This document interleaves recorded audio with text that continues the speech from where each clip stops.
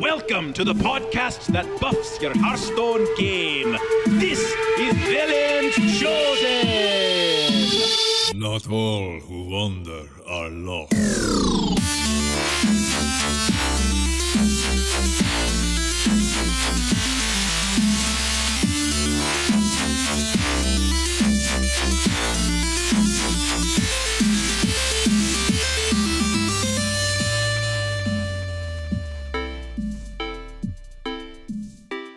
What's up, everybody? Welcome, Visionaries, to Velen's Chosen episode 153. Whether you're a competitive player, an arena specialist, deck building visionary, just having a little bit of fun, we can help you buff your game and achieve your Hearthstone goals. And Blister Guy, this is the voice for you this week on your data. You can tell her that Julian wants to welcome her into his kingdom as long as she brings an adequate sacrifice, okay? Welcome to the show, everybody. Mort, fetch me the clipboard. We're doing an interview. This week we have Fade to Karma's Pear joining us. Pear, welcome to Velen's. Thanks so much. Sorry to kind of put you off of kilter right away and punch through the facade, right? I love it already. Great. We also have Eve Martin from Canada. What's up, Eve? Hello. This is the person that you heard last week for the double header of lore. And oh yeah, that's right. Joining back such a with long us, time ago. we have Grant. What's up, Grant? Welcome Hey back. guys, glad to be back. Oh yeah. And of course, I am Rob, and I'm coming in from Japan. So let's, as Grant always says in the pre-show, let's stuff this pig. No, let's beat this bad pig, is what I say. Oh yeah, that's true. Wow. I like the stuff the pig better I went for some straight reason. for the taxidermy. I apologize. So Yeah, my pig's still alive. Yours is dead. So I thought you just meant like you feed it a lot of food, like stuffing a pig. Okay, maybe I just think about things differently. I was thinking more breadcrumbs because that thing is on the dinner table. Let's keep going. This is the weirdest wow. meme of the century. We have this week we're bringing on Pear, and we're going to be talking about Frostee's Hunter. And Frostee, not from 7-Eleven. This is a pro Hearthstone player, but we are going to be talking through a death rattle list that I have ready for you. But before we do, we're going to do a little bit of an interview for. I guess you could say we got to call back to what is it? The Badass Women of Hearthstone type thing. We're kind of bringing that back in, and we're bringing Pear here, and we're going to talk through it. And Grant, lovely Grant, my man, basically hooked us up with the interview and did a lot of the back end work. So much props to you. And I'm going to actually turn over the main interview to you, Grant. So let's. Oh, take it cool. away. All right. So a couple months ago, I just got this when the Baddest Women of Hearthstone kind of thing just kind of started showing up, and I thought, I'm gonna just kind of look for people in the community and see who would be cool with coming on the show, and that's how we got Mac and C's on a couple months ago, and I had asked Pear way back when. I said, hey, would you mind doing the show? She said, yeah, that'd be great. So and then I kind of went radio silent on her for a little while just because life happens and stuff like that, but.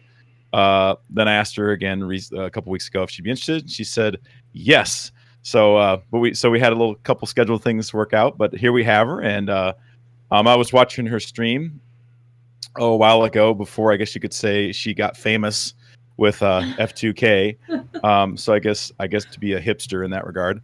Pear, how are you this evening? That'll be my first softball question. How you doing? I am great. I'm happy to be on the show. I'm so happy. I've been listening to it since probably before I was streaming, so Wow. it feels really good to be here. Yeah, I love the show. That's amazing. That's more flattering than I thought it would feel hearing that. I'm so glad. touched. That's so cool. Cool. So softball questions. We'll give you the easy ones. So Okay. you have a little bit of an accent, and so I'm being the kind of person who's moved around the United States my whole life. Like, what part of the United States are you from? You don't have to be too specific, but generally speaking. You can't tell?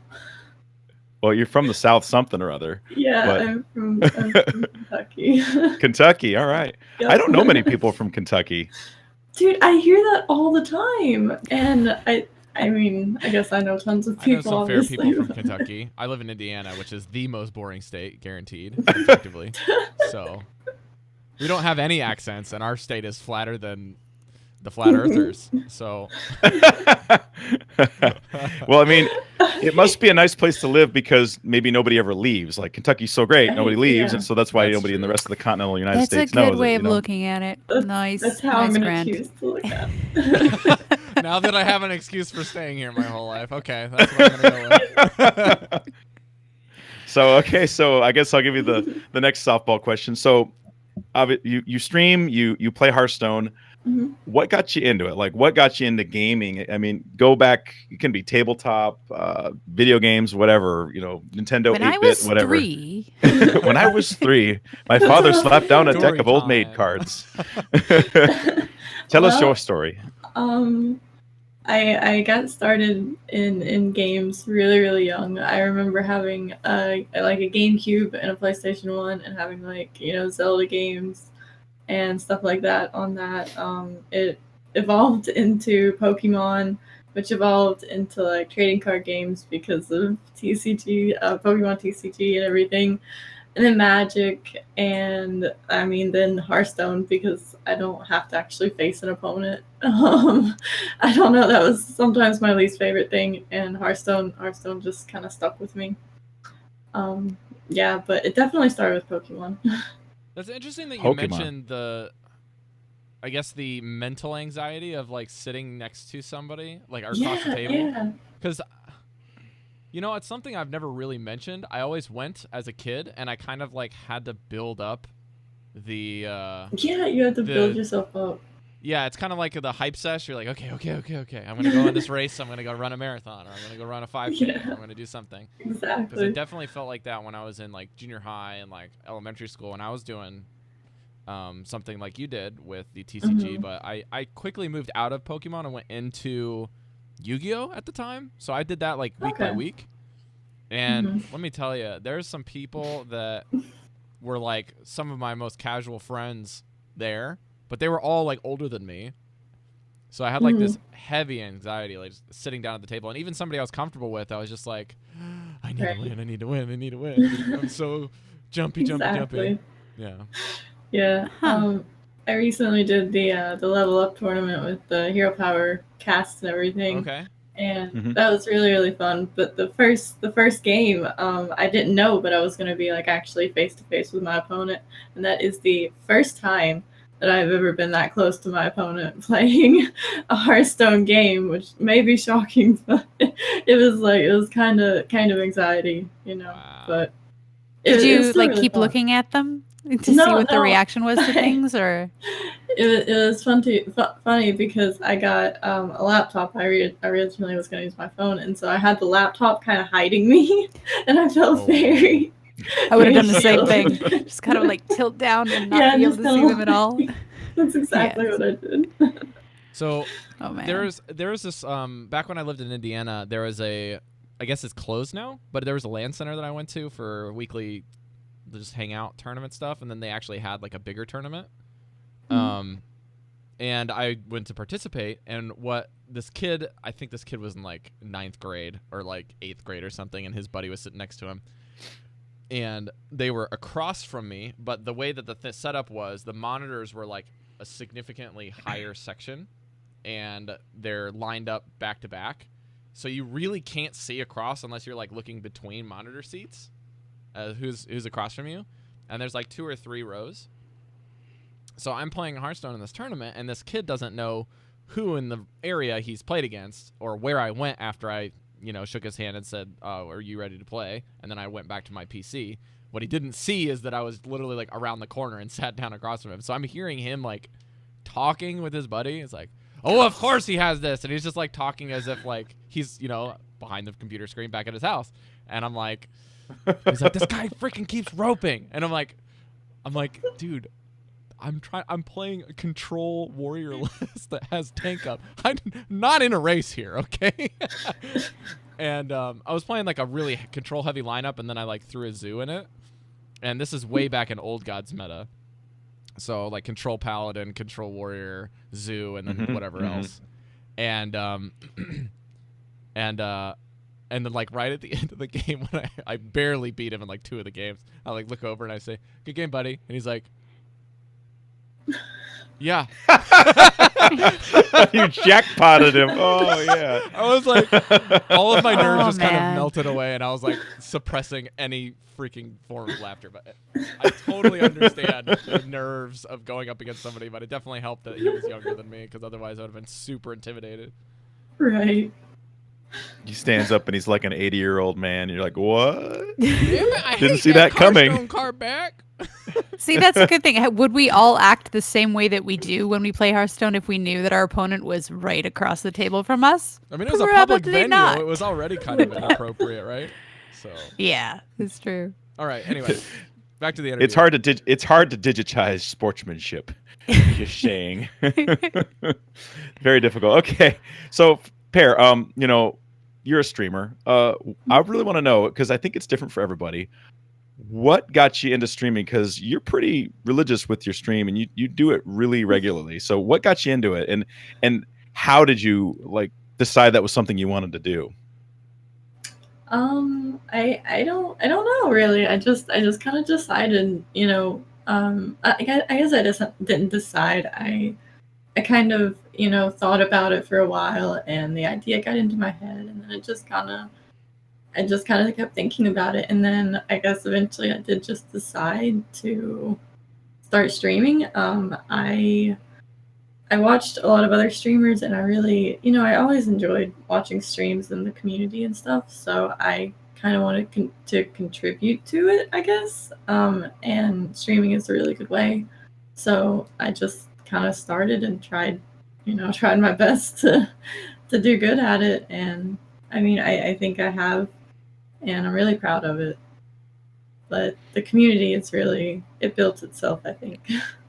Like what? Can I ask, like, do you have a niche that you were going for? Is there something you were trying to sort of become, a place in your, like, where you were going to put your stream, your personality, and be like, this is what I'm going to do, this is what I'm going to be? Not really. I didn't really try to do anything. I just wanted to be myself and just see if that worked, I guess. I knew I wanted to be, you know, a decent player in Hearthstone, you know. But I also wanted to have fun, I guess. Well, it obviously worked. Yeah. Well, it's interesting that you say that, because I've heard a lot of people that have achieved success in streaming. They just kind of went out there. They said, I just want to stream for fun. I just kind of want to do this. It's kind of like almost like an itch you got to scratch, just doing it for you, doing it for just the kicks and the giggles, if you will. And then voila, it starts to grow and grow and grow. And it's almost like you don't always expect it to, but that it does. And then I know other people who are like, I'm going to go out and I'm going to be a professional streamer. And they're like, nobody watches them. You know what I mean? So Yeah, I think you definitely have to do it because you love it, you know? Like, I think you have to have that passion there.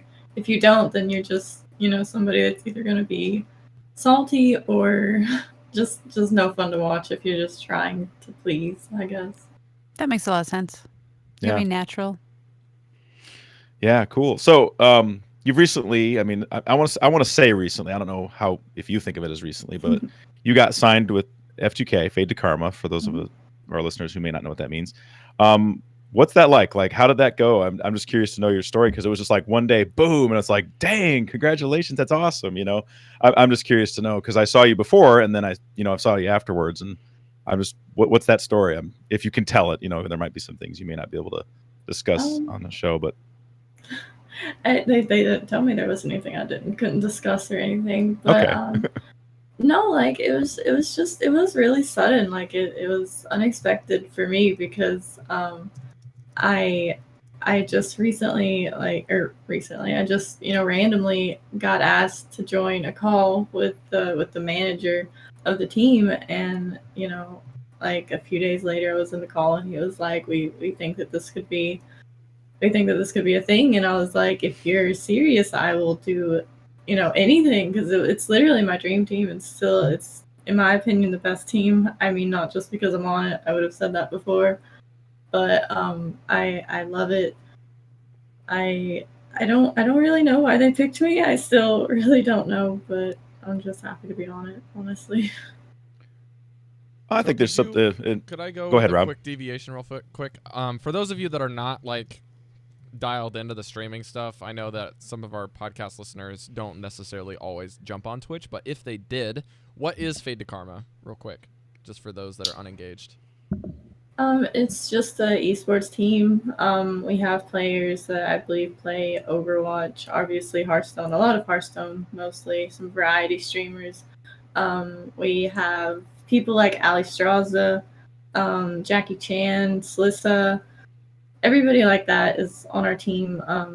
It's a very good esports team. So it's an esports overlapping with like a streaming, just Yeah, like hype yeah, squad absolutely. type thing. I'm pretty But sure. the streamers on Fade to Karma are not just entertainers purely in Right. the holistic sense. They have some of them, like you said, with the variety streamers, right? Mhm. And then you have the others who are either solos, like if they're picking somebody to stream a game, they're really good at it. And that's why we brought Pear on, okay? So, I mean, yeah, we were number 1 in points there for a minute, but Yeah. I think we fell back to number 2, but we're still really close. So there's a lot Right. of really, really good players on our team too. yeah. Wow, that's Jackie's pretty great. good, I hear. Yeah, Mhm. just a little bit. Slissa's pretty good too. Yeah, she is. Yeah, yeah. Just casual name drops. Okay. I mean that's just it's cool to just see people get success. So you're streaming, you're doing it. I guess you're living the dream. Where do you see yourself in the next few years? Like, and even like pie in the sky. Like, where would you like to see yourself in the next few years? Oh man, where would I like to see myself? I don't Rich know, and I famous, think- right? Absolutely. No, I just want to be happy doing whatever I'm doing. I think I will still be streaming. It's been literally life changing. Like every morning I wake up and I'm like, what's the stream gonna be like? I don't know. It's what I focus my whole day around. So I really want to keep that going. But I would like to be hopefully full time, like 8+ hours a day. But right now I'm only doing 4. So that's where hopefully I can get to. And yeah, bigger community hopefully.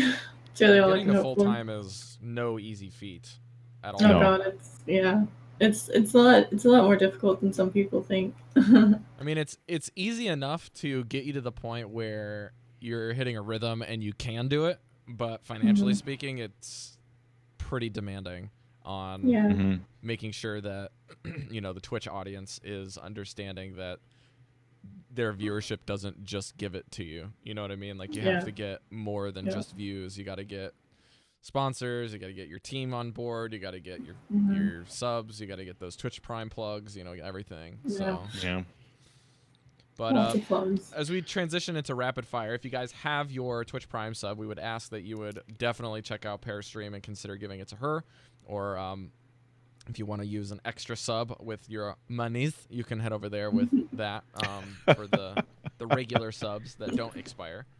And side plug, we also are affiliates now. I don't know if you guys are aware, but we've kind of gone through a little bit of the jam to get there, and it was surprisingly easier than we thought. We didn't think that we'd have this much of a following for our live stream, but I guess it works for a bunch of people's weekend schedules here and there. So Twitch affiliate was not too bad for us.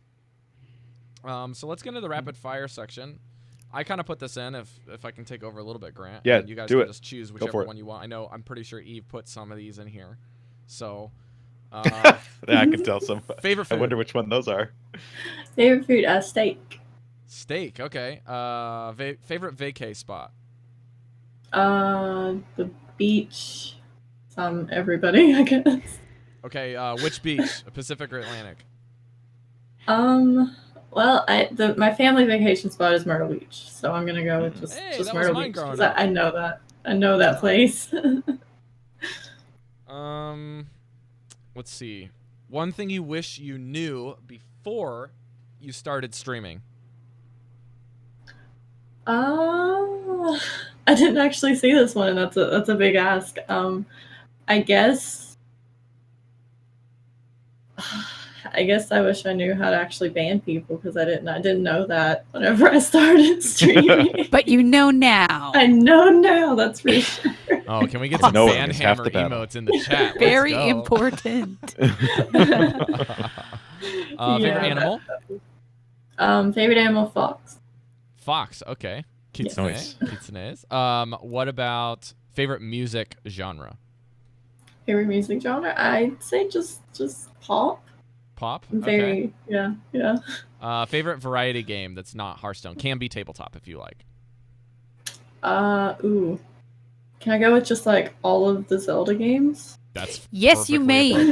appropriate. That is a legitimate answer. Nice. Okay, I so you know approve. the follow-up to that question then is which one of the Zelda games do you, if you don't have a favorite, which one have you put the most hours into? Because that's how you choose. Oh god. I put like all of my childhood into most of them. I probably have to say Breath of the Wild though. I put like a trillion hours into that game. I loved it. I'd say The probably master mode by and virtue of everything. the volume, that one takes the cake, right? Because of just the amount I put a of lot of content you hours have. into Breath of the Wild, but over the years, I've fished way more in Ocarina of Time. Really? That's funny. You live in Canada and you're fishing on a video game? That Oh, is almost yeah. good enough for a game title right there. Oh man. Okay. Let's see. What is your favorite mask in Majora's Mask? Oh, good one. The fox Crap. one? Yeah, I was Kitsune trying to mask? think of the name of it, yeah. Yeah. Okay. But yeah. Is it like a Kino or something like that? No, it's Kitsune means fox. yeah. Yeah. There Probably. we go. Coffee or tea? Coffee. Favorite historical? Your favorite Hearthstone deck? Oh, my favorite deck. It's gonna Some be any people are meta. gonna hate All-time. me. Okay, Any but meta. Tempo Rogue when Kellis was like really good and Bone Marrow was 7 mana. So not, this. not ashamed. So this is Tempo Rogue from That was about a Knights year of the ago. Frozen Throne. Yes, Okay. right Because after. bone yeah. marrow. So that was Mhm. basically like a Yep. month Bummer. out, I think, from that expansion. That was Mhm. like that list finally Nice. refined. Okay. Favorite Hearthstone class? Rogue. Okay. Hands Horde or down. Alliance? Alliance. Yes! Okay, what race? I want to say Draenei. Hey, But- all right. If I play Alliance, that's the one I play. Okay, that's And cool. class?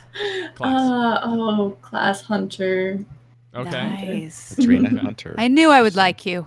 Okay, Eve, go ahead. If you're trapped on an island and you have to pick one book for the rest of your life, this is the only book you can read, which one would you pick? So I saw this one and I knew that it was going to be the hardest one because all of the books that I like are like book series. Like Okay, I one can't- series works. One series One can be. series? Okay, Yes, I'm going to we can do say that. The Dark Towers by Stephen King. I Wow. would, That's I a would good selection. read that. Mm. Yeah, like every day for the rest of my life. Wow. And then a movie. I'm gonna say Moana. I still I- haven't I- seen that. Do you sing to it? Do you sing along with it? Yes. Yes. How could you not? You need to see it though. It's really good. It like You haven't seen it, Rob? takes me to my Everybody happy I sing. haven't place. seen it yet. No. Well, maybe it's just because where you're located. It's probably not pushed like it is here. No, it was pretty big. Anything Oh, was Disney is it? huge here. Yeah, they still have Frozen merch in the stores, just like the States. So They still have Frozen merch in our stores in Canada. Mhm. Frozen was is just one of the most successful films of all 100%. time. So stuck around way longer Mm. than it should have. Everyone so got so sick and tired same of with the it. prequels of Star Wars, but we won't mention that. Yeah. Eve, you got another one in here. Favorite Hearthstone card back.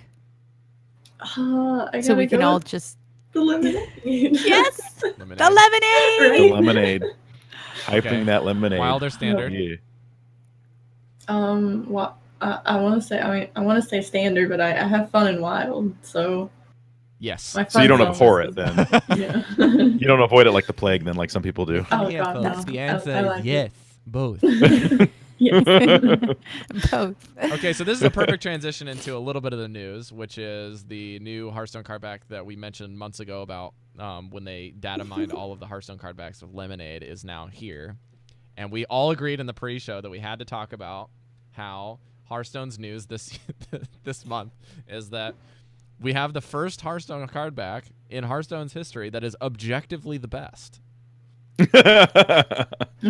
Objectively the best. Objectively, meaning that there's non-negotiation and this is not an opinion piece, okay? This is fact. Take your hand away from your Prove it. Twitter. Please don't send us all your ads. Don't This at is- me, bro.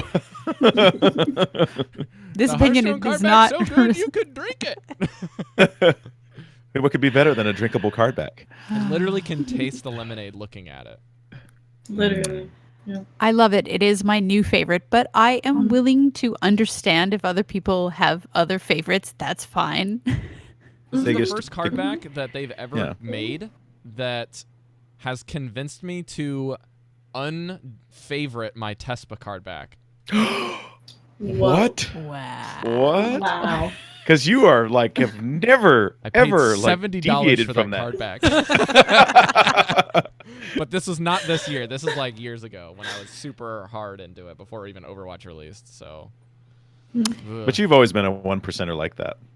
Well, I just wanted You to wanted make it, sure you I was paid like, for I'm it. gonna have a card back. I'm gonna get it, and I'm never gonna switch because this is the greatest hardback. Tespa's still number 2 for me. It's like it's such a It's a good one. well It's a designed good one. hardback. Simple And I and don't chic. like pink things, and like that is just a really good tone, man. Hits all my. I've never design thought of it as features. pink though. Is it really pink? It's a Yeah, it's very kind of light like pink. salmon. I don't know. It's a little. It's flesh toned to be sure. Salmon. I just thought of the Salmon. guy from from Wreck-It Ralph. He's like, "You like my suit? It's a salmon." Oh no, Rob has pink, created a it's new salmon. voice. No, my wife quotes that movie all Lotus. the time. She loves Wreck-It Ralph. It's a great movie. I'm excited for the next one. Okay, But let's New get one's back gonna to be the dope. topic at hand. Yeah. Get Who wants to to- take the topic of Tavern Brawl? I didn't play it at all. What? Pear, I know. Have you dipped Hmm. into this? See, here's the thing. Destiny has been eating up all of my time for the last couple of weeks, so my apologies. Shameful. Mm-mm. If I had I'm the so shame sorry. bell, it'd be ringing. I'm so sorry. It is the Death Rattle one, right? Yes. Yeah. Is that this one? Okay. I think I missed one somewhere, so I'm kind of mixed up. But I did it once with Death Rattle Rogue, and it was fun. But then I stopped. You Got my won and you were card out, done. and that was it. Yeah, Yep. one and done. I'm planning Yeah, I to had do to it play right it a few after the show times. today, so we'll see. It's all rogues and hunters right now. Yeah, It's just kind just of like Yeah. because they're the kind of death rattle classes at the moment. I had to Right. do it on EU, where it's like my free to play account, and it was just like it was tragic because everybody had like decks built around all this stuff, and I had like my little mecharoos and stuff. Like, go. Kangaroos are just jumping, and nothing's happening. I'm crying a little. I see your devil swords with little tiny mechanical kangaroos. Take that, you big dinosaurs. Wait, I'm reading something. Joey Pear, Bonds are were right, you isn't it? on Trollden? Possibly. I think like a week ago. Nice. I had a really cool. really good game with a hunter. You guys should check that out. We have to go back. I gotta That'll find be that. That's the neat. one downfall of streaming so many hours, right? You're like, I don't even remember that game from 6 Yeah. weeks ago. It's on Troll Right. now. Okay. One of my Okay, fans must have yeah. just like clipped it and sent it in. You know? Literally, I rely on everybody else to tell me when I Right. do stuff like that. Yeah. Yeah. That is funny. I'm gonna have to check that out. Yeah, All right. definitely need to do that. All right. Let's get into the Moving right topic along. here. So, show topic. Is it actually easy to get to legend? Question mark. So there's a little bit of story behind this. I saw there was this long post on Twitter by a Magic the Gathering writer. They did a lot of interviews with a lot of different people and didn't know much about Hearthstone, didn't know much about the ranks and Legend, and so they just kind of said, "Hey, can somebody tell me, is it easy to get to Legend? Because I want to know, like, how good are you as a player in the ranks of your average player if you can get to Legend?" And the replies were full of people saying, "Ah, it's easy. Anybody can do it. It's just a matter of time not skill. There were a couple of people, I believe Kibler was one of them, who was like, oh, wait, it's not quite as easy as all that, and kind of stuck up for Hearthstone. But there were a lot of Magic the Gathering pros in the responses saying, you just need a 51% win rate and time. And so I thought it might be an interesting conversation to have from people who actually didn't start out as Magic the Gathering pros and then get into Hearthstone, because I think that probably gives you a bit of an edge. Maybe. Yeah. Yeah. I've thought about that because we didn't have a show last week. You had mentioned that as a possible topic Eve a couple weeks ago, and I've mulled this one over. Yeah. And the first thought that came to my mind was like, you know what? People who are getting degrees in math think math is easy too. You know what I mean? Like people who make card game or whatever their vocation is as their living, or as like something they do like they invest heavy amounts of time into, they're gonna think it's easier. You know what I mean? It like playing Magic is not difficult for them. Playing it well is not difficult for them because they do it like it's their job. You know what I mean? But to people who don't do it as their job or don't invest quite the time or the energy into it, it's going to seem a little harder. So I don't know if that's even. I want to discuss it further, of course, because there's more facets to it. But initially on the offset, I wonder if that's even a fair thing to say, depending on who you are. You know what I mean? Because obviously for a child, it's not going to be easy. You know. I want to mention something that's kind of more of like an observation than anything, but I think more than anything, especially in the Hearthstone circles, maybe even in some frames like just the gaming community as a whole, but it's getting really popular these days where anyone who is good at something tries to kind of oversimplify complex things by giving a general broad brush statement that is factual. So let's just skip the fact that it may or may not be true, right? That having a 50% win rate in time gets you legend. That if this is true, right, we're just making a presupposition that we're kind of just dismissing that as being fact for a minute, and then we're going to kind of come back to it. That doesn't explain all of the development that goes into getting to that point where you're getting a 50% win rate and what happens that goes in the back end of that one statement. So explaining away, it's simple by saying 50% win rate, time, and a collection that can support that is kind of like it's the opposite of sensationalizing it, right? They're dumbing something way down and saying you can do it easily, and if you can't, what's wrong with you? By packaging a loaded back end of one statement. You know what I mean? And simplifying it for the sake of an argument. So yeah, that's just, I don't know. What do you guys think about this? Because I could be off base on this, and I'm more than willing to be wrong, but this is just like what's going through my head every time I hear this, because this is kind of the rhetoric that I kind of practice and preach, but when I hit legend for the first time, but then I was just like, I gotta back up, because I played a deck I was super comfortable with. I knew really well. Eve could vouch for this when she was, in the double digits of wild legend playing something. She was like, I just knew the deck super well, and I had played so many games with it, like a million games with it. So anyways, you guys talk. Pear, can you chime in here? Honestly, I don't think it's easy to get to legend, even if you have like all month. I don't think it's that easy. I agree that I think it's like oversimplifying, the really difficult stuff that you gotta look at. Like getting the collection alone is so difficult, and I mean time or money, like getting an entire, like there are good cheap decks, but they can sometimes only take you so far, and then you have to really rely on the skill and the knowledge of the game. And I mean, sometimes you need like a month to even learn the metagame, and then it'll switch up, and then you don't know it anymore, so you got to relearn it. There's so much stuff involved. I don't think it's easy. I don't think it's something that anybody can just jump into Hearthstone and do. Like even if you are having experience with like Magic and stuff, I don't think you can just jump in and get Legend in like a week, even if you don't know like anything about the game.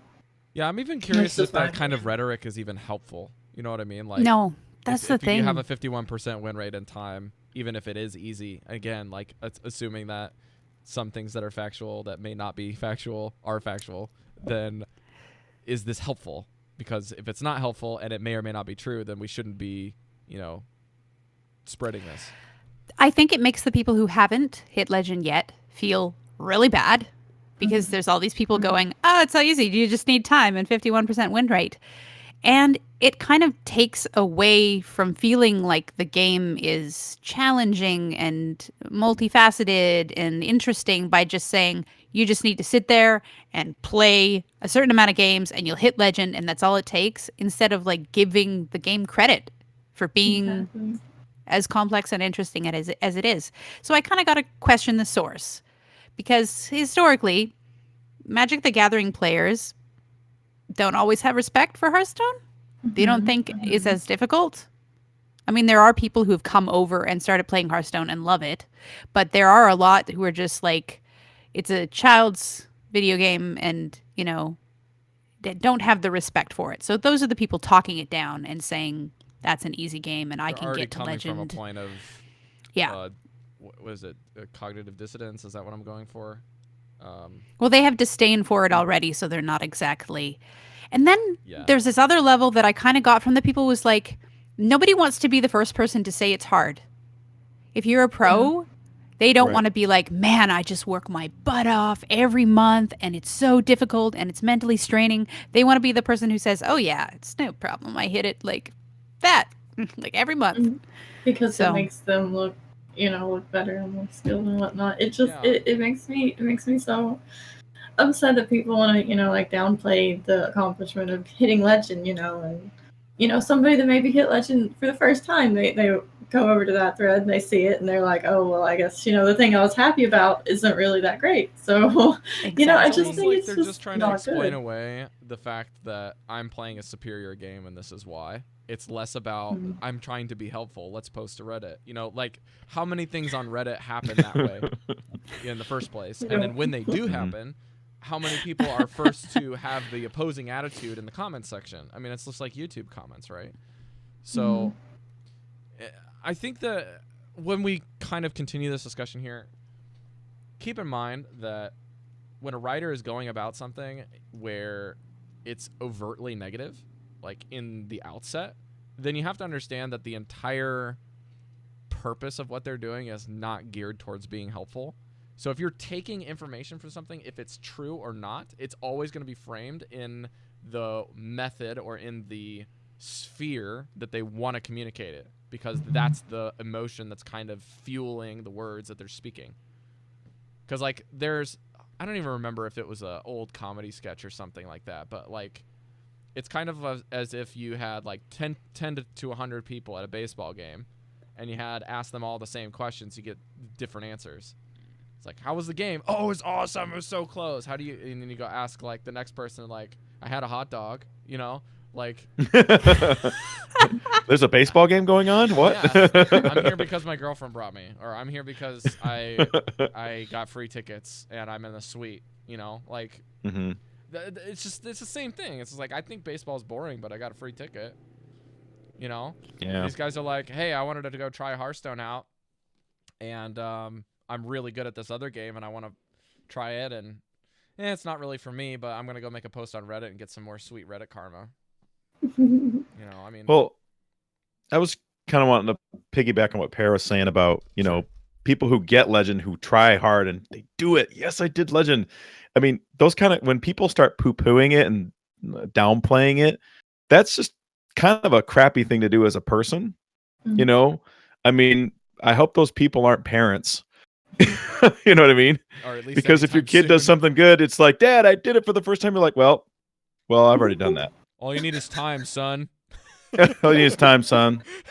I mean, think about that. I mean, I don't think that they probably do that, but you could see how that feels bad. Like if you think so, like when you're playing a game and you're in a community, and I don't think it's easy to get to legend. I mean, there are months where I'm like, I'm gonna get to legend this month, and I try hard and I hit rank 1 like 6 times and don't get to legend, and I keep messing up or whatever, and then I start feeling bad, and then somebody like just, oh yeah, I hit legend on the first day, that was easy, and I'm like, I just must be truly terrible at this game, you know what I mean? Exactly.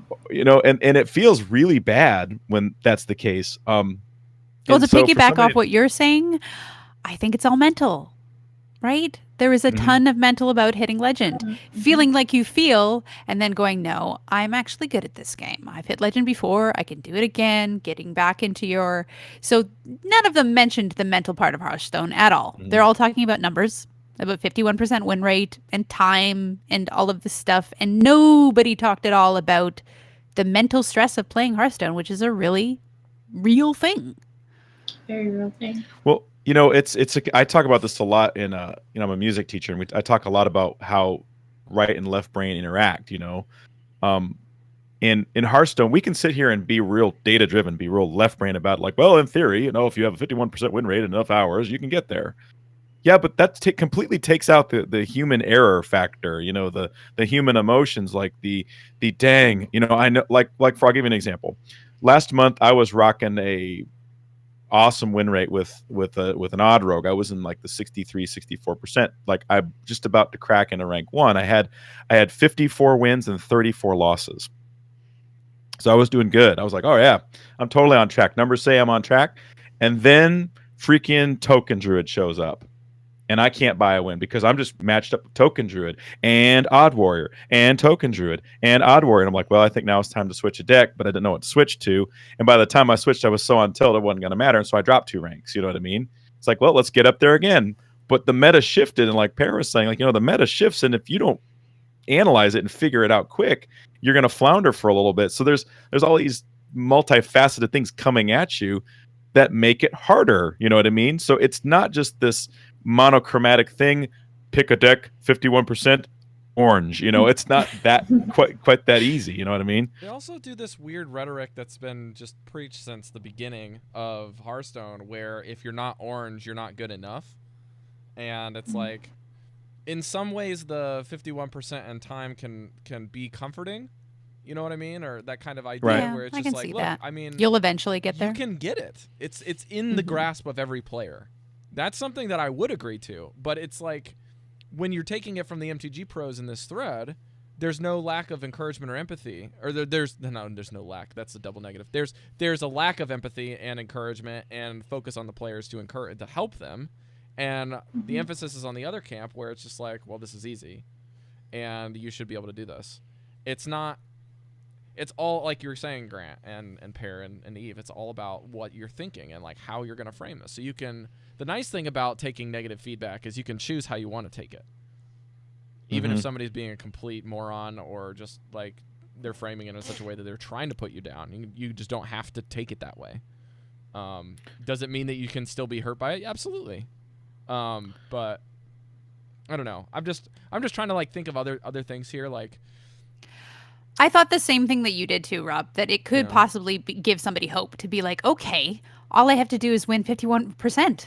Like, I will eventually get there if I just keep pushing at it and just keep trying. Eventually I'll do it. But yeah, it is all the tone.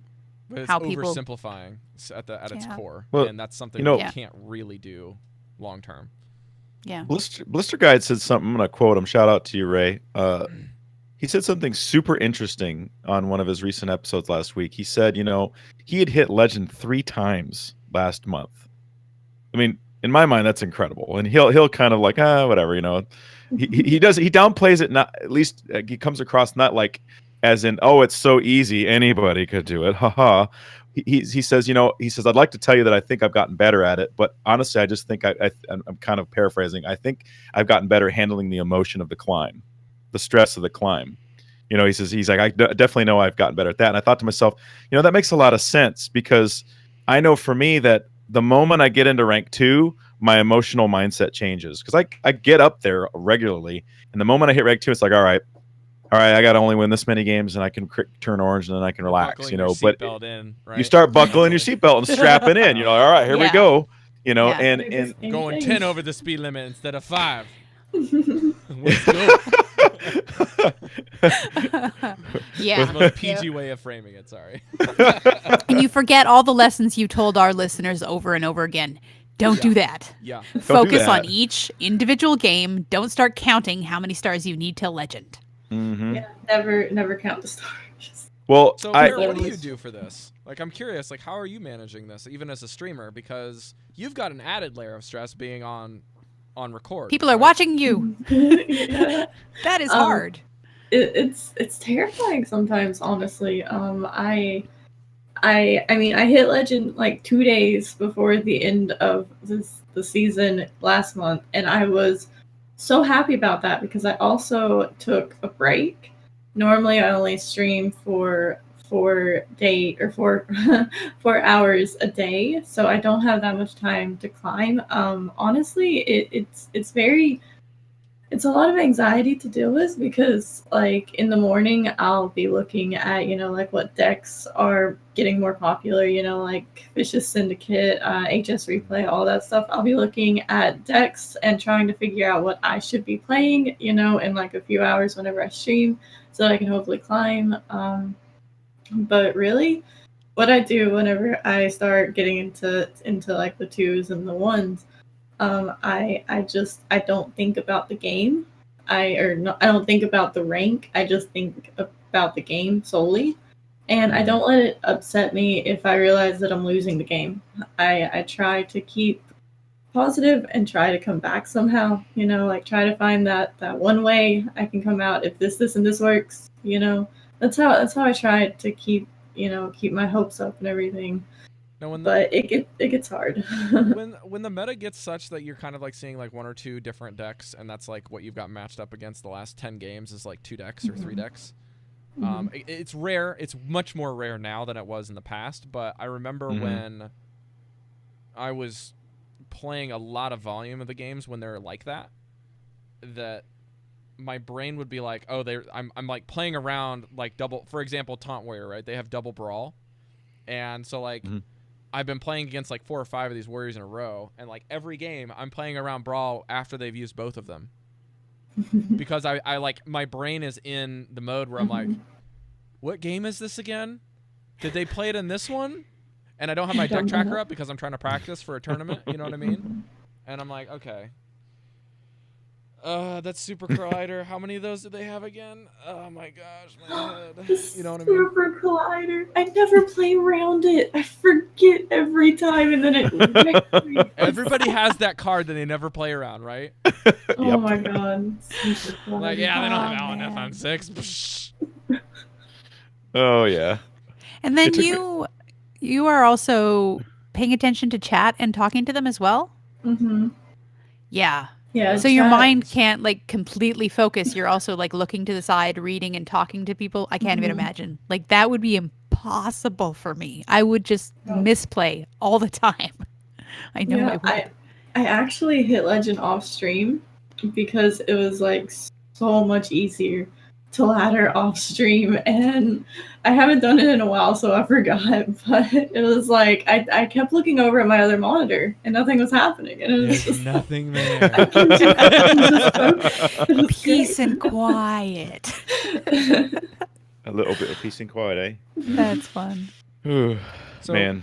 Pear, you kind of have the floor here. What are you thinking about not just this topic, but just like playing, or rather maybe about this topic, not about the article is what I'm trying to say. Okay.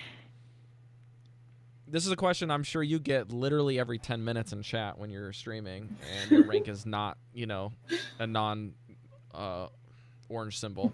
And people are like, how are you ever going to get hit legend? And then like when you finally hit legend, it's like, how easy was it? Or how do you do that? You know? What Teach me. decks Can I be a legend player too? Yeah. How do you do it? No, Curtis, you can't. Go eat your bagel in the corner and watch me do it. I don't know. Like anytime I'm not legend, I do feel like people are like, oh well, she's not a legend, so why would you watch her? But that's really not what a lot of people think. It's not like super duper stressful to me if I don't hit legend. Like there have been months where I haven't, and I've been trying. It feels bad, but it's fine.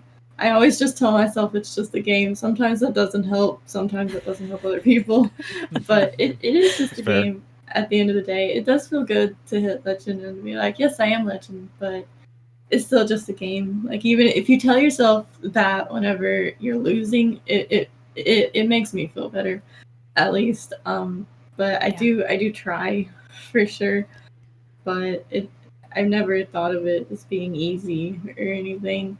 It's always been something I strive for. So, you don't strive for easy things, I guess.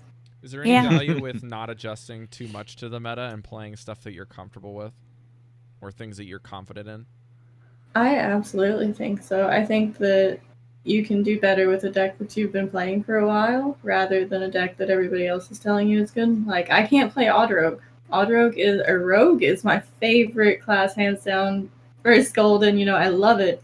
But I cannot play Odd Rogue for the life of me. I lose to Zoo. I lose to literally all of my best Favorite matchups. I matchups? think. Yeah. Yeah. And Huh. I've been playing Death Rattle Hunter, and I have I think a 62% win rate with it over like 60 games. So Dang, nice. I'm doing good with that. But I mean, I guess it's not the best build, but I don't know. I think you stick with what you're comfortable with. I think don't switch decks in between the climb. Never switch decks. Unless you're In my Grant's at opinion. level 2, and then 2 decks show up, and both the meta decks are the only thing you're seeing, and they're always killing you, and you're like, You I'm could really just walk comfortable with away this for a deck, while. but I have a 90% loss ratio now, so. You could just walk away for a while and not play in the hope the meta changes and come back Yeah, later and be like, that's true. all right, all the druids gone? All right, I'm I good. tried Let's go." that. I literally tried that. I lost 3 games. I'm like, okay, no. I went on HS replay, and like, sure enough, that was all the meta was. Okay, I'm like, all right, I'm gonna bow out for a second, go collect myself, not come back. So like a couple hours later, I came back, played the same thing, and it was like, no, you don't get to win anymore. You're done. You're done Your for favorite now. deck? Yeah, no. Because I was loving me some Odd Rogue. I love playing Odd Rogue. Actually, it's one of my favorite decks right now. But Me too. like, but if it's the wrong kind of meta, that deck just cannot win. That I mean, was- if it's a bunch of taunt, That was my experience. Okay, so when we had Nikolaias on, mm-hmm. he's like, I haven't really seen the deck list you're talking about with the mecha. It wasn't that we were talking about Malygos Druid being like super good, and then like Zoo being super good at the time. And I was just playing, Mechathune Druid. And I was like, I think this deck's really good. And he's like, I don't know, man. I don't think so. And then I was like, okay, all right. You may not believe it, but I'm not at the high levels like you are. And people literally don't understand how to play Auctioneer or how to kill or when to kill Auctioneer with this deck. And he's like, okay. And he spectated me for like 12 games. We won 12 games in a row. Oh man. But he And still I wasn't got convinced. all the way up to like rank 7, and he's like, this makes a lot of sense. You can get away with murder at this rank. Because like when you hit legend every month, or you hit rank 1 or rank 2, those are the players you're avoiding all the time if you're playing consistently. But because I play casually, I'm not hitting rank 5 every month. I just checked when I got my chest. I got rank 6 with like 4 stars. And I got my rank feels chest. I was like, bad, man. Whatever. It's fine. But like playing against people ranks 12 and 13, and I'm just like playing Mechathune Druid, and they're like, oh my gosh, he has 3 cards left, and he played Auctioneer. I need to kill it. It's like every time they kill it, I'm like, thank you. You just made my job so much easier for winning next turn instead of waiting 2 turns for me to try to kill my own card. It's just like they don't really understand the win conditions. You know what I mean? Like, and it's kind of one of those things where there will be games when you get to a point in your skill career, I guess you could say, of playing the games that you play, and you're playing against other players where you're like, I am currently playing below what I need to be playing at. Or there is too much mystery and layers of uncertainty with what I'm playing against that I need to stop worrying about playing around things and start playing my things. You know what I mean? Because you can... I mean, Pear, Grant, and Eve, I'm sure you guys have this moment every month when you're playing at rank 6, rank 5, rank 4, and then you get to the jump where you're at rank 2. Some of those games are fundamentally different with how you play them and how your opponents are playing them and what the mentality is. I think it's like the difference between rank 5 hell, because people at rank 5 are like, This is as far as I'm going. I got here, I'm happy, I'm and now I'm done. just going to play whatever. And if you're trying to get out of that, Oh my god. and yeah. there is no way to predict what this person has in their deck or what they're trying to do because you have never seen any of this before. Rank 5 Cthulhu Priest, boys. Like, yeah. I saw a mid-range druid today at rank 5. I had no idea what the heck was going on. It was nothing like I had seen it. I'm like, what is this madness? Yeah. But hey, can you tell Yeah. these people don't have fun? Like, start playing meta decks so I can get higher, please? No, I can't. Community, stop having fun now by royal edict. No more silly rank 5 decks. Thank you, sincerely, rank 1 players. All right, guys, let's talk about Frostee's Death Rattle Hunter. I think we're beating this one pretty good with some great discussions, so I feel pretty confident. Yeah, Yeah. I'm I think going we to can change move the on. stream. Grant, you want to introduce the topic? Yeah, so I kind of try to pick decks that I like to want to play a lot of during each month, and I was noticing that a lot of people that I'm acquainted with and know have been playing Death Rattle Hunter to a high amount of success, and I thought, you know what, I'm going to play some Death Rattle Hunter, and saw Frid from Hearth Coach hit legend really close to the end of the month with a list, and I said, hey, what's that list? And he said, I don't know where I got it from, but here you go. And I said, and I looked at it, and then I was looking through my own collection. I'm like, oh, that's Frostee's Death Rattle Hunter. So I thought, all right, let's talk about that. So Pear, I am so happy that you play this type of deck because I want to get your input on a lot of this stuff. So if I say something that is in your opinion incorrect, please, and I know you'll do it so nicely, please correct me. So nice. And because you're pretty cool. You're pretty cool Calm about that down kind being of stuff. savage, So, okay? yeah, yeah. You can say no, idiot. No, get it right. Nah. So, Death Rattle Hunter is a very common deck on the ladder, and I think it's a very strong deck. It can just do broken things sometimes. It just has the capacity to swing games in the ways you just weren't ready for, and it's kind of interesting because as like a hunter deck, it really can come from behind, and that's not something I'm used to doing with hunter, because usually, traditionally hunter, you get the board, you maintain it, and you just go face, or you're not playing the control game or the come from behind game. But with these death rattle cards, you can do that. So we'll go down the list real quick. It has 2 Candle Shot. Probably that card has turned out to be just amazing. That card, oh man, that card does Crazy good. good. That card does work in ways I just never That card realized has it until basically last kept month or two. Hunter even capable of getting on the board. Right. Because Since it got it's printed.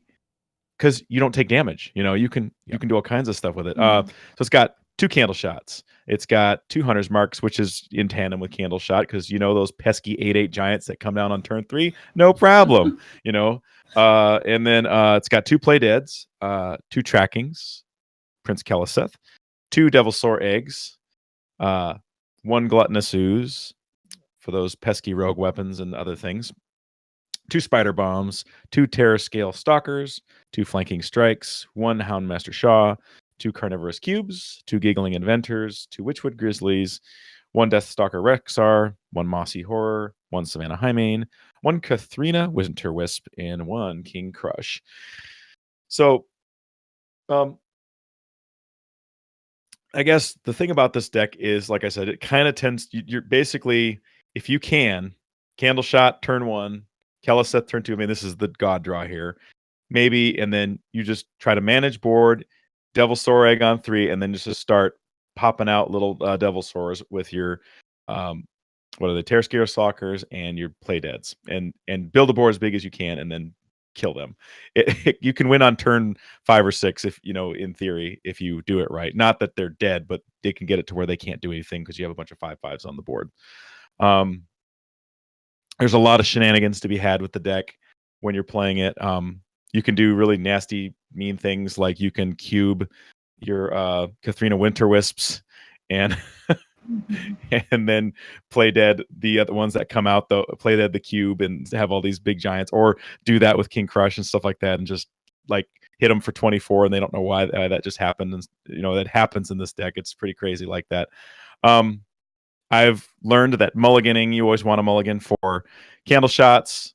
You want a mulligan for Prince Keliseth, of course. HS Replay actually had Prince Keliseth at a 100% keep rate. I thought that was funny. Like nobody throws Prince Kelisic back. Nobody, but nobody. Ain't nobody 100%.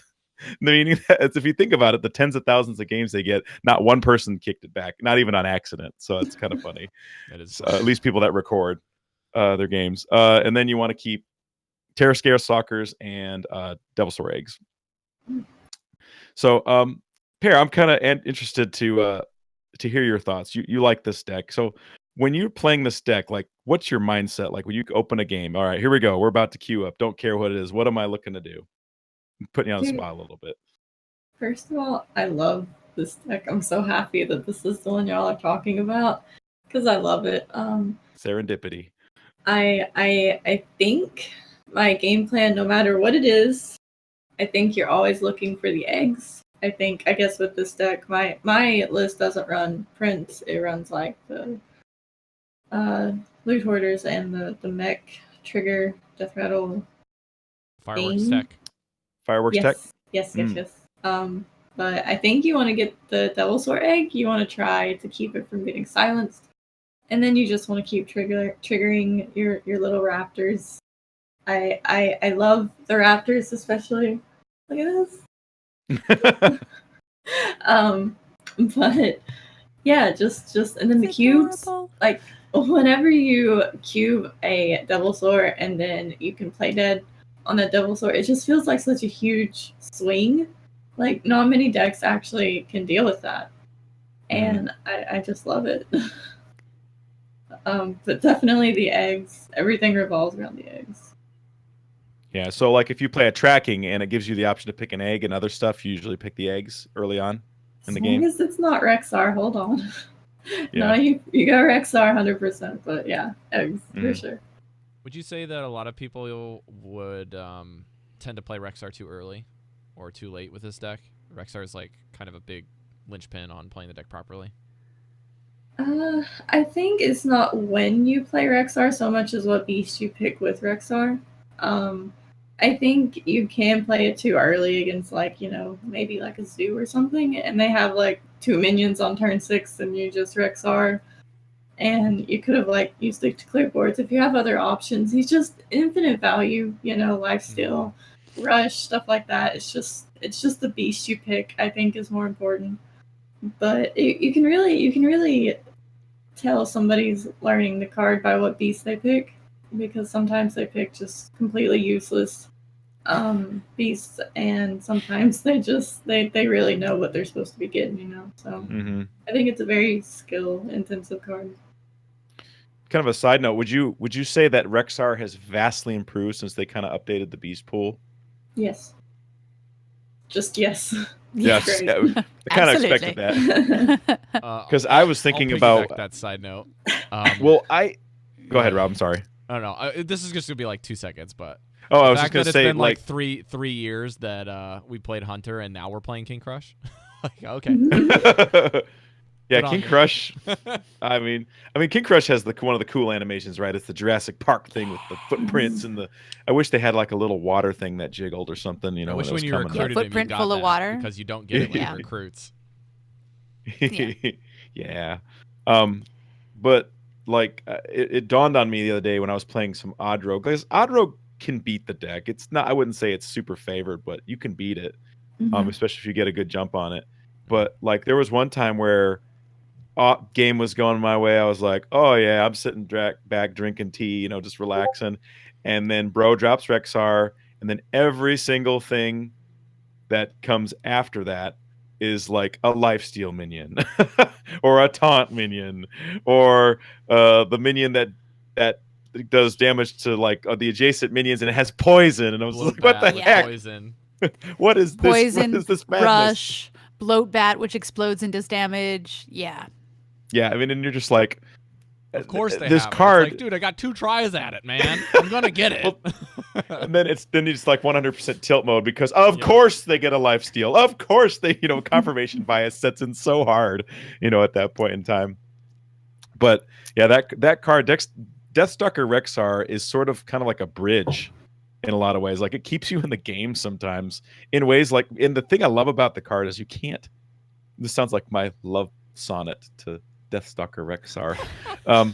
But but like your opponent does not know what you have, and that's Yes. worth something because the combinations are just too much for any Endless. person to be able to to predict, right? Are they And gonna how use you're it? going to use it and how you mean to use it is another facet of it, you know. Well, yes, So, sir, I would like to charge you every turn. Who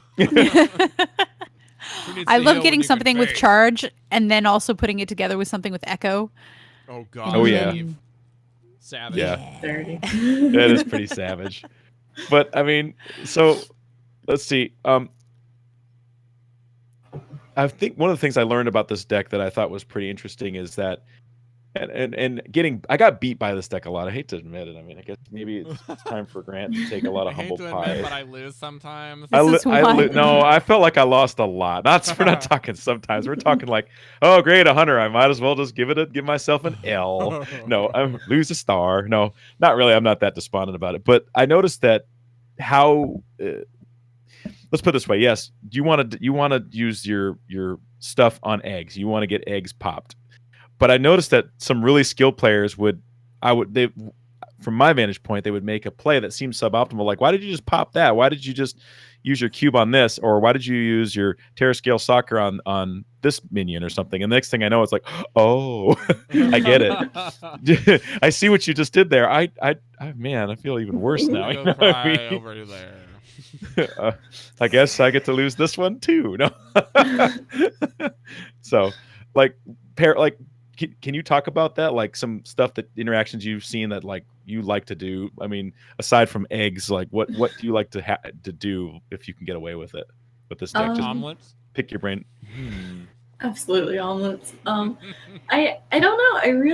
I think one of the grossest things I've ever experienced with this deck is actually using the spider bomb, I think. Mhm. Yeah. Oh yeah, yeah. And magnetic putting another one on it, and then you trigger that, and it triggers to destroy the It enemy. stacks. You get two. Yes. Yes. Whoa. You I can didn't size know your opponent's that. Self and Terror Scale Stalker it, Yep. and then cube it, and then you got two Yep. more.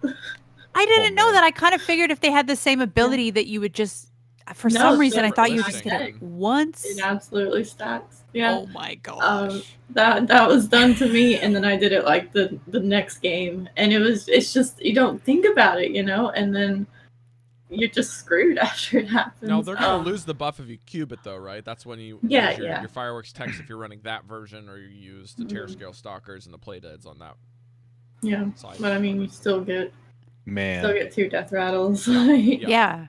Oh my Yeah. gosh. If you hit Mhm. trigger it with play dead and then it also dies, then it just kills 4 Mhm. things. That's so Yep. dirty.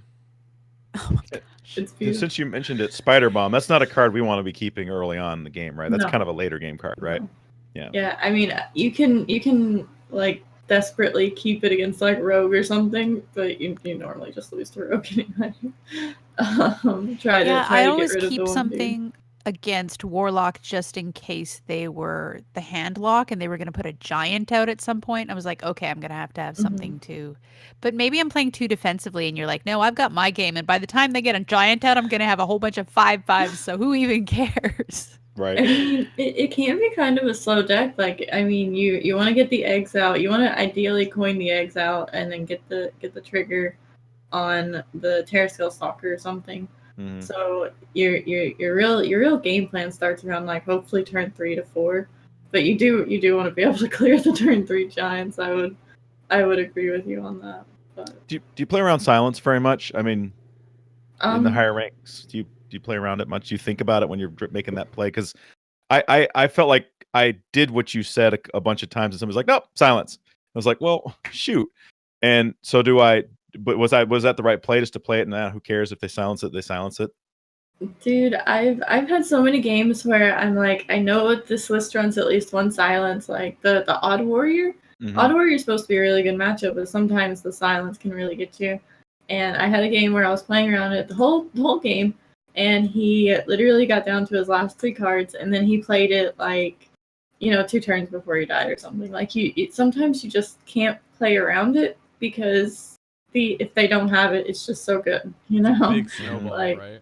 Yeah, so sometimes I mean, if it's like big spell mage or something, sometimes you drop a shawl and they don't polymorph it, and you're like, okay, we're just gonna go. I just go, like if they had it, if you think they would play it, they would have played it. Sometimes, they can't let the deck snowball, and if they don't do that thing, that's what they're doing. So Can you talk I more about just say go. Houndmaster Shaw? Because that's the card that I had the hardest time adjusting to learning how to use properly.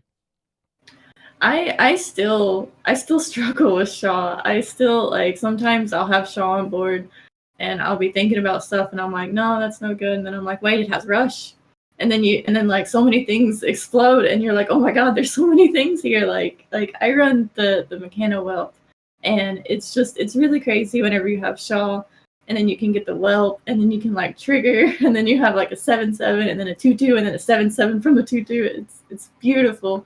I really like Shaw. You really just have to play with him to get the hang of it. Really, how everything works with him. But one of my favorite cards is Shaw in this deck. Shaw is one of those cards that, like, if it sticks a turn or two, you win. Mm-hmm. Because you can't stop the value you get from, like you said, stuff popping out of stuff, and it can still go to other minions and clear their board. Shaw helps you. That's hit a deck that I played before because she has the triggers for the Death Rattle instead of Keliseth, so she also has the Whelps. Yeah, that's something I played with before because there's not even enough mechs in here for them to be useful unless you have the... Yeah, Frostee's list is going higher end and banking on Jaime and Katharina Crush and Witchwood Grizzlies to kind of flip games mid-game, and it's way stronger late game. The other one is more explosive, the one that Pear was talking about. That one, both literally and figuratively because of the boom bots and all of the mechs and stuff, but yeah, fireworks, text, explodies, it's all that jazz. It's very fun. And since we're talking about Hunter and it has high main in it, we always talk about the Amaz rule of high main, which is if the board is empty for your opponent and you hit them in the face with high main, you win that game. Because that's what happens. Pretty much. It is a really good card. Since before... that's been the rule since Goblins versus Gnomes. So... Yeah. High main, man, I'll tell you what, I'm kind of crazy. honestly surprised why that card has not been ported over to the Hall of Fame because it's just so good. I mean, it is a classic card that's like almost an auto include if you're not a total face deck in a Hunter deck, But that's the thing. Hunter has been aggro for a long time. And even though it's a really good card, it hasn't been in a lot of Hunter decks. Like, I think they want to get rid of things that are auto include without thinking about it. And a lot of Hunter decks, Hyman is too high end. It's too late game for a lot of the ones that we've been playing. Deck list that we're linking only has one of them, or does it have two? It looks like it Only has one. It says one. Yeah. And I mean, they don't want to get rid of all the good cards. Like, leave Hunter something. Stop Please. We have Beast. No better than Wild Growth. Leave Savannah Hyman. You can take King of the Mountain or whatever. What is that? King of Beasts? You can take King of Beasts. You can have that gosh. one. Yeah. Widely regarded as the worst art in Hearthstone card art. I honestly don't know why there's so much hate for the lion. I don't think it's that bad. It is It's that like bad. not up as high It is as pretty some of bad. the other. It is pretty bad. I mean, it looks like a high school student did it for a project, and and honestly, I know a lot of It looks like and I know a lot of high Fabio's school pet. students that are better artists than that, even. So I'm just saying. It looks like So- Fabio's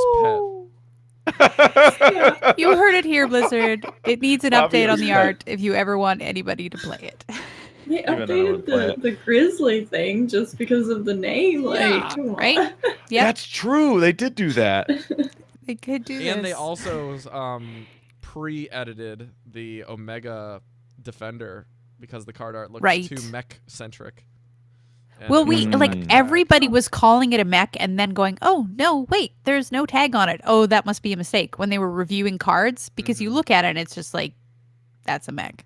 So yeah, that was pretty smart of them before it came out to go, "Oh, Yeah. maybe we I made a was surprised mistake at here." how fast they changed that card art. That was That's one of true. the speediest changes that Seriously. they've done in a while. They're getting real good. Yeah. Okay. Cool. Should we wrap up the deck talk about with matchups and favored and unfavored deck lists that you're running against? Well, I'm gonna defer to Pear on this one because she has a little more experience than me. Just because I want to hear what she has to say, kind of. So, what is your fate? What like? Okay, I'll ask. Let me frame it though. When you queue up a game, what deck are you hoping to see? Like, ooh, I hope I see this. A mage. Mage is usually good because it's normally control. Odd Warrior is really, really long matchup that you normally win, hopefully. Sometimes. Hopefully sometimes. Rogue can be really, Sounds really bad. suspicious. Like Quest Rogue, I've lost to Quest Rogue a few times. I've lost to Odd Rogue about all the times. And I mean, like, The non-zero number. yeah, A non-zero number. I can't think of like Druid. I run 2 Mossy Horrors because of my hatred for Druid. It's so strong. Yes, Good on you. someone else who hates Okay. Druid. So Mossy you and Horse. Eve can be great I won't friends now. stop. Oh man, Oh, spreading it feels plague. so Just good, yeah. shoot me in the head, please. Thank Oh. you. Especially They're so when safe. you're crapping on somebody else's like really good deck with a card that its introduction is. You know what I mean? When it comes in, it's just Does like, it do that when it comes Yeah, out? it does. It is like a fabulous. Eve. If monster. you haven't heard it, it's Coming Great. down from the mountain, it's like, haha, your board's hilarious. Oh, I that just makes it picture so much King better. Julian riding Oh on the my back of a freaking mossy horse, like that is a nice board. Goodbye, everyone. This is my land now. Thank you for the sacrifice. I'm full. I'll come back later. Oh, Oh, that's so beautiful. perfect. Thank you, I Mossy can't. Horror. So you heard it here first. If you guys suck at matchups, put in another mossy horror. Put in the Mossy Horror. I think I just might do that. I love my Mossy Horrors. I love Great. them. Oh, my cheeks hurt. Yeah. I don't remember any other good matchups though. There's not really anything else in the meta. Warlock's kind of iffy. Zoo is pretty bad, but you can normally get there with like even or control or stuff like that. Shaman, I have trouble with Shaman, but I think I just lose to Shutterwalk Shaman no matter what I do. Like I think it's just all Both rigged. the tempo and the regular I version, or is it just the tempo no, one that no, you're seeing? just the Shutterwalk, like just Okay. normal old Life Drinker and Sayanite. It's so frustrating. Like I see it happening, and it's just like kill me now, but they don't. So It takes like 30 minutes. I'm gonna have an X Factor question here because I wonder if that particular matchup is why Frostee went away from the top end and the more mech version and went with Keliseth with Kathrena, Jaime, and Crush for the inevitability. Because if you can get those going, I feel like you can win that matchup a little bit more just on paper. Again, I haven't played this version of the list. I played the one that you played, Pear. So I don't even No, I remember like who this the guy version a was. lot. So Hey, Pear, for you, I didn't realize it at the time, but I realize this now. I was playing against a Shutterwalk Shaman, and bro dropped his Shutterwalks. He had to drop it early before he got all his like grumbles and stuff like that. And he had 3 7/7s in a row. But I built a beast, the one that does the adjacent damage. I can't remember its name. And it had It's a Hydra, I think, right? It was the Hydra. It was the Cave Hydra. Yeah, Hydra. the Cave Hydra, and Yeah. it had 7 attack. And I killed all 3 of those suckers, and Oh he my lost. I was just like, "Oh, you're gonna die, fool!" And it's just like punched you right in the middle, and it just Rush whacked, Cave just Hydra or something. crushed, just, You're my hero. and it was just he conceded. It was just done. I'm out. That was beautiful. Oh, Yes. It was, Music to my ears, I swear. yeah. I pushed the note button on him, but and then I have a holy fire, burning hatred for Shutterwalk Shaman. I can't Thank stand you. that deck. Encapsulated I hate in that a deck. Holy hand grenade. it's so nice when you find someone who hates the same things you do. No, I mean, I don't hate a lot of decks. I mean, sometimes Quest Rogue comes close just because it's like, what? But Yeah, but yeah. then I know Still that playing deck's not that. easy to pilot. And Shutterwalk's not easy to pilot either, but I just hate that deck. I just I just They hate, hate it so losing much. to it. Oh my goodness, it gets If- me so salty. Yes. It's just I hate it. They always have it, and they always farsight into freaking Hex or or Healing Rain or any of the other. I don't know. It Volcano. tilts me All of them are unlike bad. any other. Like Druid comes close, but man, Shudderwalk just there's nothing like it. I don't remember if I have a deck that I just like could not stand for the longest time. I felt like everything of my memory is just kind of evaporated when they introduced the Toki side game. Oh Like, no. Oh dear. we're not even going there, but I'm just saying, like, all of my memories about decks that I hate has kind of They evaporated. burned into the away in the Toki's. fire of Rob's rage. Everything else that had gone The before consuming could not fire that is stand my up. rage for Toki has consumed all other hatreds. Okay, it's that They have What? coalesced into one big hatred. coalesced into destroying my fear of any meta deck because it's not that bad comparatively. So Oh my God. if Rob is suddenly Illidan Storm Rage, the 10,000 years of like prison for him would be playing that Toki quest in the Monster Hunt. Oh man. It's like I have a mossy horror on both of my shoulders, and they're like, "You're not winning this game." Mm. You're not gonna win. Yeah. Oh man. I'm Yeah. like sort of like on edge now, so let's keep going. Oh my gosh. Note to Oh, self: dear. never ever do lore about Toki ever, because I will get triggered. Don't worry. She's a created character from Hearthstone, so I will never do her as lore. Oh, You're safe joy. from Oh, that. rapture. Just need to think happy thoughts. Think happy thoughts. Think about Malagos. In with the good That's air, all I out need. with the bad air. In I with think Jesus, my out with worst Satan. of all time would have to be Freeze Mage. That was my big. I This is not understood- fair. I could have killed you 4 turns in a row. Damn it. There's a lot of That decks was that I my- totally understand why people get tilted playing against them. Mhm. But Yeah. If you remember, like forever ago, when I kind of like, I think it was like a whole month, I was just like, I'm only playing Freeze Mage this month, and it's back when it was like decent. Yeah, and I was like, I will never talk to you again. And I played it, and I played it, and I played You are it, and dead I to got me. decent at it. I got decent at it, not good, decent. And I was like, there's a lot of games that these players are losing, a lot.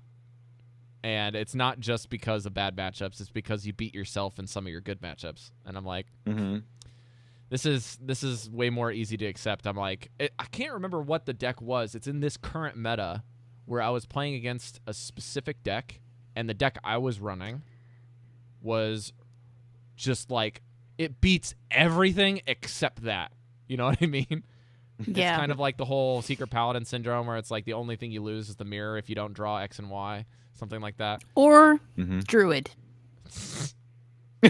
Let's bring this back full circle here. We're gonna go all the way back to Druid. Every episode Wait. always comes back to Druid. When Grant was like, the deck you really want to see, I'm like, Mage. Yes, I do want to see that. I will destroy them every time. And then the one you don't want to see because you're going to lose every time was Druid. Yeah, so anyways, With I was spreading playing leg. against that deck, and and I don't remember what the decks were again, so you'll have to forgive me there. But like the whole reference here, to stay on track and not go side, is that I lost that game pretty hard, and I'm like, okay, you have this win, buddy, but the next 20 games is gonna be losses because that deck sucks, and you can't beat anything except for what I was playing. So have fun, buddy. You're playing into futility. Yeah, it's one of those Yeah. rank 5, rank 10 hell decks. You know what I mean? Yeah. All Yeah. right, let's wrap it up. Let's pull this Okay. together. Let's Let's, bring the uh, ship into port. Let's Stock try. it. Let's certainly try. The show is now finished, but if you guys want to support us, you can head over to iTunes and leave us an iTunes review. Both of my shows have actually not gotten an iTunes review in over a month now, which is typical with the summer break. People just are busy and enjoying themselves, and hey, I'm all about it. And you want to know who is really enjoying themselves is our show, because we have a sponsor. And our show is sponsored by Jamie S., who is one of our top-level patrons. And if you go to patreon.com/VelensChosen, it is the best way to support us in a month-by-month format. So if you guys want to just chuck us a couple bucks here and there, it helps us keep the lights on here, helps us when we get new content drops and doing that. And also just a reminder about the affiliate subs and the Twitch partnership subs that you can get with going to where Pear is at on Twitch and where you can find Velen's is Velen's Chosen Podcast on Twitch. Those are our tags. If you guys want to use your Twitch Prime sub or your regular Twitch subs, you can go there. And if you want to connect with us, you can go to our website and go to velenschosen.com/links, and you can find links to our Discord, our Twitter, Patreon, iTunes link, and even our YouTube for watching the VOD on this, which I will be uploading. That's going to do it for the show. I didn't check for Patreon updates, but I know that we don't have any updates for... I don't think we have any new ones. Do we? Yeah, I don't think we have any new patrons. I'm going to be pulling this up. So, Pear, why don't you go ahead and plug your stuff while I pull this up, and we'll look it up while you're doing that? Okay. Follow me on Twitter and Twitch. Well, I guess I should have done that in a different order. Follow me on Twitter. I'm F2K_Pear, and follow me on Twitch. I am Pear_HS, and I stream every day except for Sundays. I stream 3 to 7 p.m. Eastern Standard Time, and I would love to have everybody follows, lurks, everything's welcome and much appreciated. And again, thank you so much for having me on this show. Of course. It was a ton of fun. I love you guys. This has been so great. good to have you on. Grant, what about you? Well, find me at Twitter, not at Twitter, at WatchmanHS on Twitter. Don't sound so happy about it, Grant. I'm very happy. Well, you can find me on Twitter. If you must, if you're bored. No, find me there. Friend me in game at Watchman #1140. And I will play with the golden whiz bang deck, and you can borrow it and play it against me. Eve played against me this last week, and it was fun. It was awesome. Was it because did we have an 80 gold? Yeah, we had an 80 gold, and he challenged me. And then the little button at the bottom of the screen was you could ask to share decks, and I pressed it. And then I played with his golden whiz bang, and it was glorious. Whiz bang. So amazing. All of the cards were golden. I just roped every turn because I was looking at them. I know. You're just like, what's this? And the coin is golden too. Golden hero portrait, golden cards, golden coin. What can? Oh man, I can just be better? noticed how Whizbang has wonderful. like a side reference to. He looks like Jeff Dragon Ball. Goldblum from. He looks like Jeff Goldblum from Thor Ragnarok. He kinda Yes. does. Except the gnome version. She also agree. looks a lot like Whis from Dragon Ball Super, which is hilarious. Oh yeah. The Japanese is like a little bit different in how they pronounce it in the English dub. So, just every sure. time you say whiz bang, I'm just like whiz bang, So bang. whiz bang, whiz. Anyways, super funny. We do have some Patreons. We have David Bibby is now. We have a patron? We have 2. Oh, I'm sorry. We have 1. These are edited One. pledges. So we have 1. David Bibby on August 23rd. Thank you for signing up for the Visionary fan club that is Patreon. I don't know. I'm just trying to like come up with something. But yeah, thank you so much. Thank for you your for becoming support. one of the chosen. You know how there's that thing that a lot of like generic podcasts are getting stuff in the States with Dollar Shave Club? Yeah. Dollar Vision Club. That would be Thank you Velen's Chosen. for swearing financial fealty to the realm of Velen's Chosen. You are now in the Hall of Dollar Vision Patrons. Club. Oh, no, we call them visionaries. That's what we call them. That's what you say every Visionary. time at the beginning of the show. Welcome, visionaries. That's what they're called. Mm-hmm.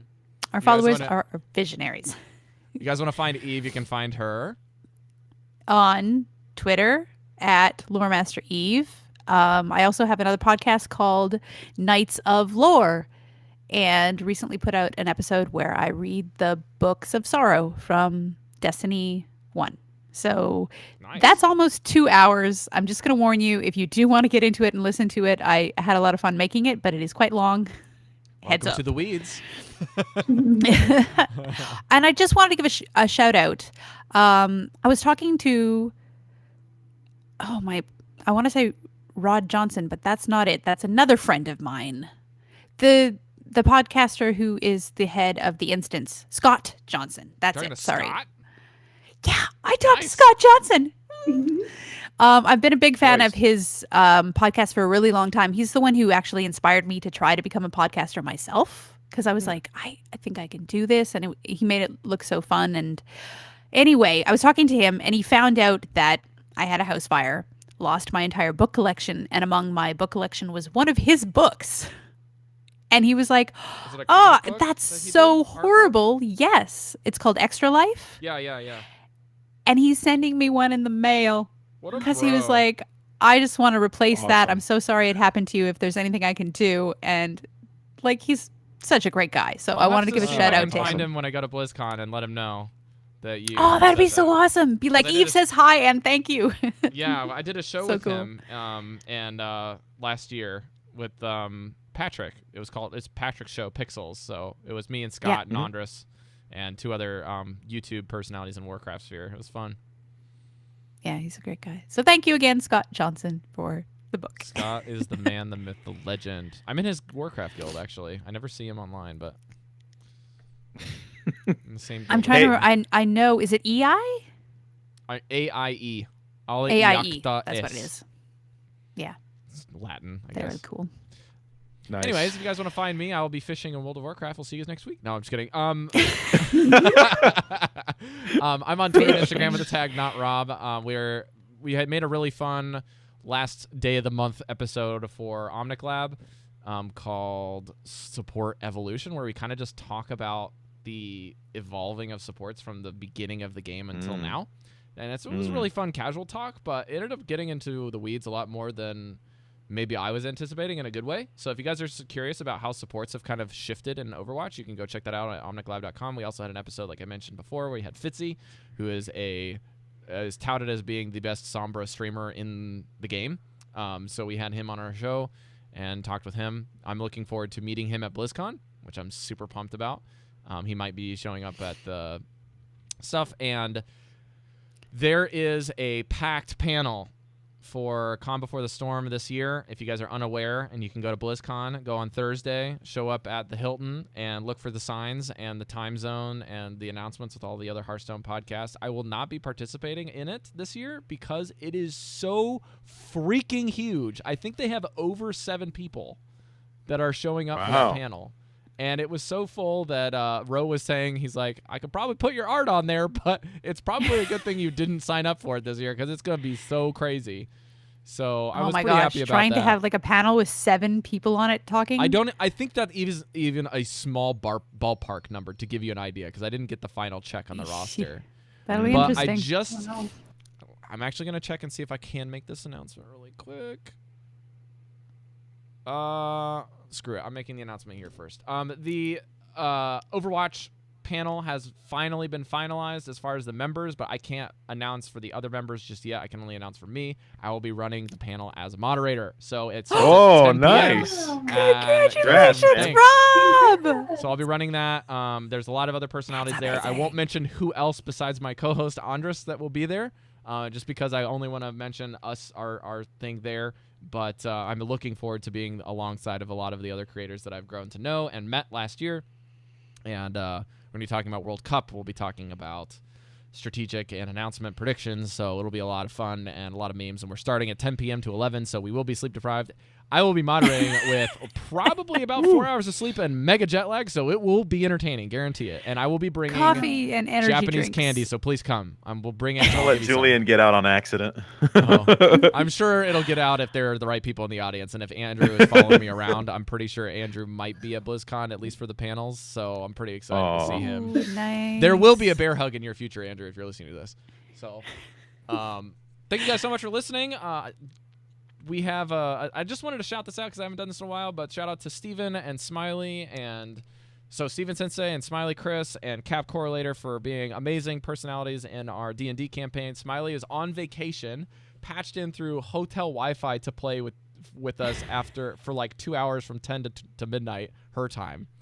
So, or maybe 10 to 1 her time. So it was a lot of fun to play D&D with her this last week, and my is wife passionate. really appreciated it. So if you guys want to have more updates on what happens in our D&D games, you can go check out my Concept Craft podcast. It's real small. It's like once a month, and I do it with Carrie. So you guys can go check that out. Thanks again for tuning in to 153 of Velen's Chosen. Remember, not all who wander are lost. We'll see you guys next week. Bye. Bye. Bye. Bye.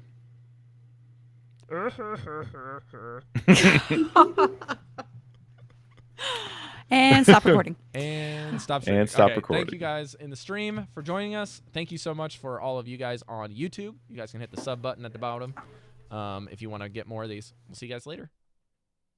Bye, stream.